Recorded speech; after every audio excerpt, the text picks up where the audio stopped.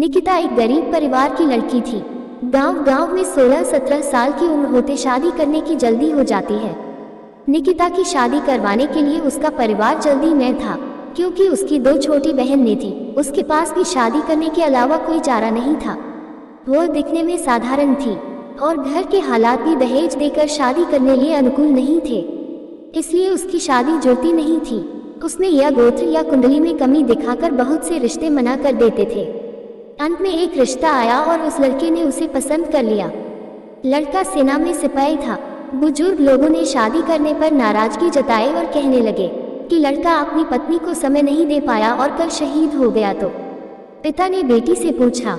निकिता ने अपने पिता की परेशानी देखकर शादी के लिए हामी भर दी और शादी हो गई। निकिता अपने ससुराल चली गई। फिर कुछ दिन बाद पति ड्यूटी पर चला गया।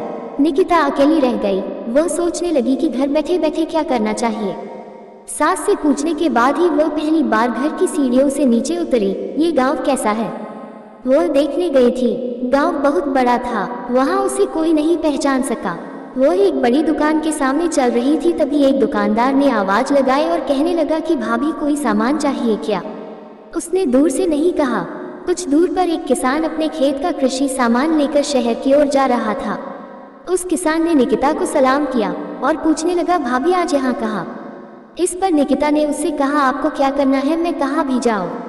फिर किसान ने कहा, भाभी अगर आपको किसी भी चीज़ की ज़रूरत हो तो बस हमें बताना। धीरे धीरे निकिता आधा गांव घूम चुकी थी, लेकिन ऐसे किसी से कभी नहीं मिली जिसने उससे बात नहीं की है। निकिता का सवाल था, इतने बड़े गांव में हमने कभी घर नहीं छोड़ा और किसी को जानते भी नहीं हैं, और फिर भी लोग मेरे साथ इतने प्यार से पेश आ रहे हैं और मुझे इतना सम्मान दे रहे हैं। हमारे गांव में कभी मैं पुरुषों से आंख भी नहीं मिला पाती थी। लोगों की ऐसी गंदी निगाहें देखकर मैंने उम्र में आने के बाद घर से बाहर निकलना बंद कर दिया था। लेकिन यहाँ स्थिति इतनी उल्टी कैसे। घर जाकर उसने अपने सास से पूछा।